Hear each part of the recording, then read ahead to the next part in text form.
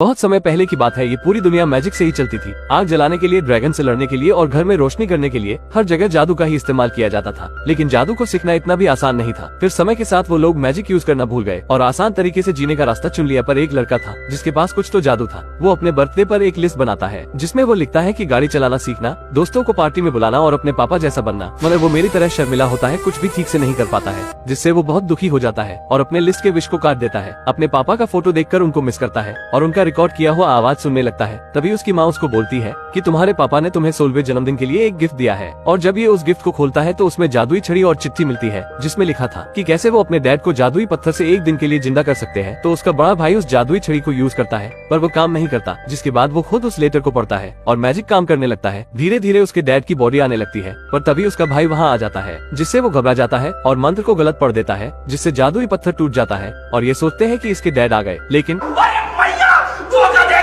इनके डैड का आधा ही शरीर आ पाता है। तो बार्ली कहता है पैसा बर्बाद। तो इसका भाई बताता है मुझे पता है ये स्टोन कहाँ मिलेगा और एक कार्ड दिखाता है जिस पर मैंटिकोर लिखा था और ये धूम मचाले करते हुए स्टोन लेने निकल जाते हैं। ये मैंटिकोर के पास पहुँच जाते हैं। ये आधी बिच्छू और आधी ड्रैगन थी। बार्ली इससे फिनिक्स स्टोन का पता पूछता है तो ये इनको एक मैप देती है और फिर पता नहीं कौन से सस्ते नमक के नशे करती है कि अपने रेस्टोरेंट को ही आग लगा देती है। तो ये दोनों भाई अपने आधे बाप को उठाकर बड़ी मुश्किल से बाहर निकलते हैं और गाड़ी लेकर 9-2-11 हो जाते हैं। मगर इनके जाते ही इनकी माँ भी वहाँ आ जाती है और मैंटिकोर से अपने बेटों के बारे में पूछती है तो ये बताती है कि वो दोनों फीनिक्स पत्थर को ढूंढने गए हैं और मुझे पता है अब वो कहाँ होंगे। तो ये मैंटिकोर को कार में डालकर रफू चक्कर हो जाती है। लेकिन पुलिस वाला ये मैंटिकोर से उसकी तलवार के बारे में पूछती है तो वो बताती है कि मैंने वो तो दारू में उड़ा दी। वाह दीदी, वाह दीदी।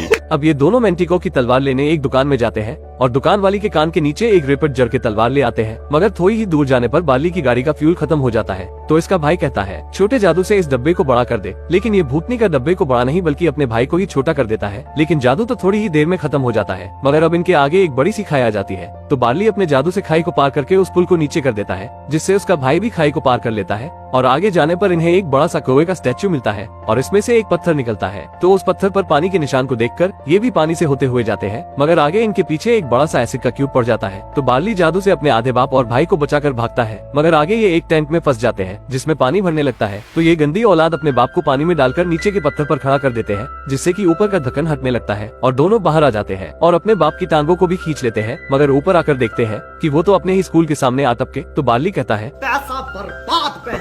क्योंकि इतनी मथापची करने से कुछ नहीं हुआ और निराश होकर वहाँ से चला जाता है। मगर इसका चमन चंपू भाई देर शेयाना बनता है और ये उस फिनिक्स पत्थर की तलाश में पुराने झरने के ऊपर चढ़ जाता है और देखता है कि वहाँ भी उसके पत्थर के जैसा ही निशान बना हुआ है। पर नीचे से पुलिस वाले कहते हैं चला जा भूतनी के। लेकिन ये फिर भी अपने पत्थर को उस निशान में लगाता है तो उससे एक जादुई पत्थर बाहर आता है। मगर जैसे ही ये इस पत्थर को उठाता है तो इसके साथ ही एक राक्षस भी उस शहर में आ जाता है और लड़के के हाथ में जादुई पत्थर को देख के कहता है तू तो गया बेटे, और उन पर आग से हमला करने लगता है कि तभी उसकी मम्मी मारती है सुपर हीरो लैंडिंग और राक्षस की खटिया खड़ी कर देती है। मगर राक्षस तो एक चमाट में ही इनकी हवा टाइट कर देता है और बार्ली भी जादुई पत्थर से अपने बाप को जिंदा करने लगता है कि राक्षस भी तेजी से उनकी ओर आने लगता है। तो बार्ली अपने भाई को अपने पापा के पास छोड़कर खुद उस राक्षस से लड़ने लगता है। तो राक्षस भी कहता है चला जा भूतनी के, जिससे बार्ली नीचे गिर जाता है और उसकी जादुई छड़ी भी समुद्र में गिर जाती है। फिर ये राक्षस दोबारा उस जादुई पत्थर की ओर जाने लगता है। तो बार्ली देखता है कि उसके हाथ पर जादुई छड़ी का एक छोटा सा तिनका है। तो ये उस तिनके से अपनी छड़ी बना लेता है और इधर से उसकी माँ भी तलवार को फेंक देती है। तो ये जादू से अपनी माँ की तलवार को उस राक्षस के आर पार कर देता है,